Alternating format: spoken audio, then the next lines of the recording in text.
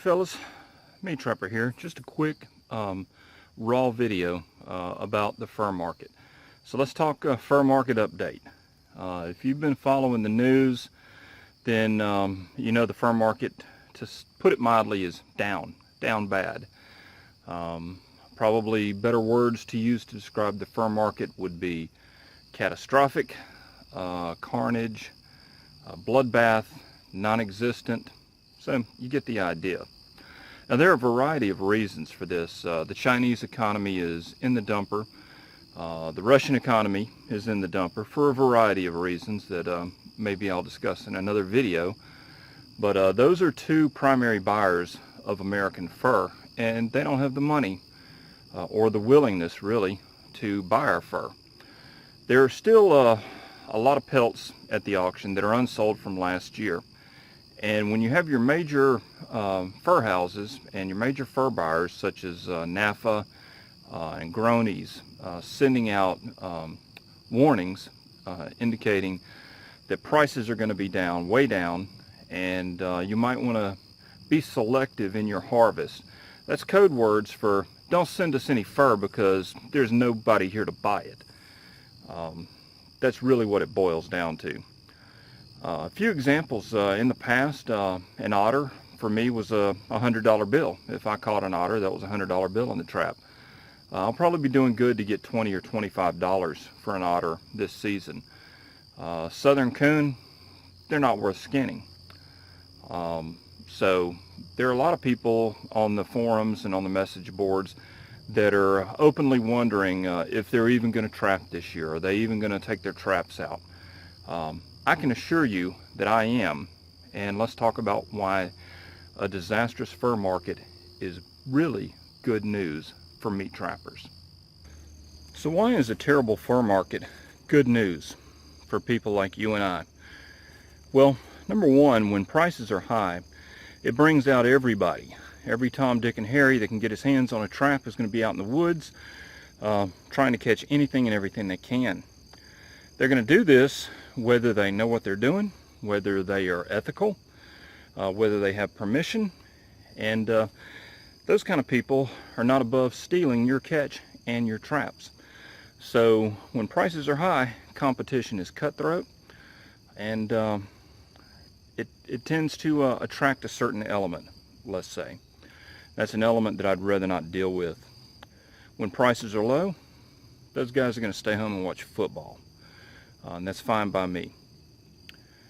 Now, as far as the actual dollar values are concerned, obviously a low fur market is going to hit you in the pocketbook. You're going to get less for your fur if you get anything at all for it once you send it off. And that's where the whole philosophy of meat trapping comes into play. For years, I've been kind of the odd man out. I've been the weirdo, the survivalist trapper, the prepper trapper, and not the fur trapper. And now, I think the economics are going to be obvious to even the dimmest person. For instance, if I, let's say I go catch a beaver. By the time I catch the beaver, I get out to where I am. I'm going to have to spend my gas money to go out and set the trap. I'm going to have to spend the money on the trap and the lure. I've got my time in setting the trap. Then I have to go back to check it. That's more gas, more time. So then I make a catch. Well, then I've got to haul the beaver out of the woods. I've got to skin the beaver. And then I have to flesh the beaver, which is hard work and takes time. Then I've got to stretch and dry the beaver. And finally, I have to send the beaver to the auction. Now, when I send the beaver to the auction, I'm paying to postage to send the beaver up there. Now, all of that money that I've spent up to this point is money that I've already been taxed on. The government has already taken a bite out of my paycheck. And out of what was left, what the government allowed me to keep, I have to spend. So I've spent after-tax income to get to where I am.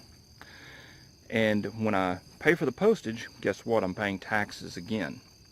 Now let's say I get $12 for that beaver pelt, which for a southern beaver was about average in recent years.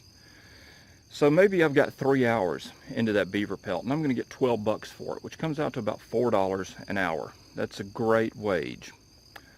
Keeps me right in line with people in third world countries.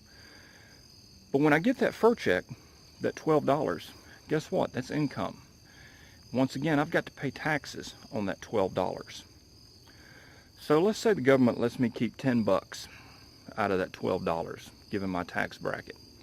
So now I've got a $10 bill in my pocket, and I've got to go buy food. Guess what I'm going to do? I'm going to pay taxes on the food that I buy. And the food is going to be extraordinarily expensive because at every step of the way, everybody else has had to pay taxes on every aspect of producing that food. So in return for that beaver, I'm actually going to have very, very little to show for it. Now let's flip that around and let's do it my way.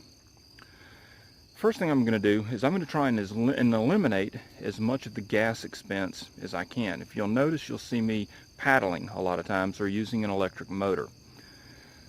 That helps. I'm not burning gas on a boat running up and down the river. I'm using a smaller trap line, setting fewer traps, and I'm setting them closer to home.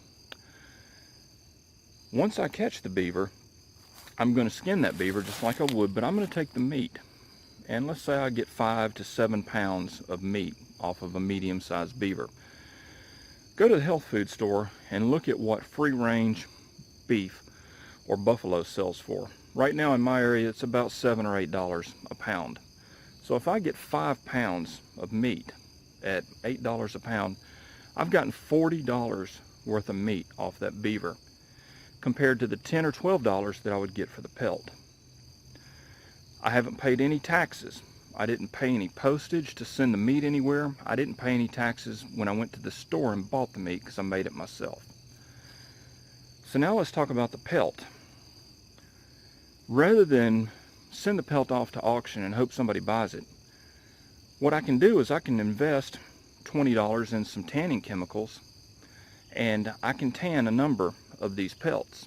And once I have my pelts tanned and they're nice and soft and supple, I can either sell those privately, or I can use them as very nice gifts. And by using them as a gift, then I don't have to go to the store and I don't have to buy something made in China to give somebody at Christmas time and pay taxes on that.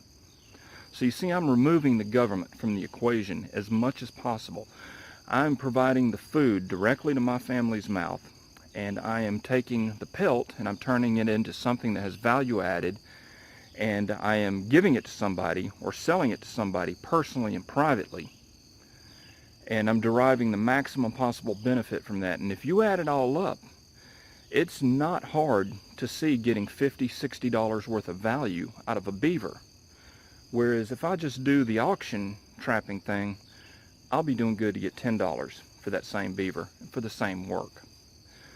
So when you look at it, a bad fur market means nothing to me. In fact, it's a good thing for me. I welcome a bad fur market because it's going to weed out the thieves. It's going to weed out the people that don't have any ethics. It's going to weed out the get-rich-quick Charlie types that end up giving trappers a bad name. And when numbers are down, when the fur market is down, it takes people out of the equation that are going to go out and try and kill as many animals as possible. Whereas when you're trapping for meat, you're going to manage your commodities, you're going to manage your areas, and you're going to make a sustainable harvest because you want to farm your food, you want to farm your meat supply year after year. You don't want to go in and wipe your spots out.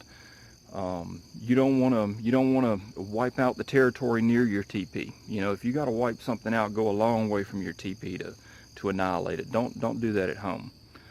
So anyway, if you guys are out there and you're worried about the fur market or you're hearing horror stories, they're all true. I've talked to people. I'm 52 years old, and this is the worst fur market that I have ever seen. And I've talked to men that are much older than I am, and they're saying the same thing, that in the last 40 to 50 years, they've never seen a market this bad. So it's all in how you react to what life gives you. And for me, this is good news. It's not going to slow me down. It's just going to mean that my sailing's going to be smoother this year than it has been in a long time. So keep that in mind. I hope you're ready. It's very close to trapping season here. And get out there, have some fun, put some meat on the table.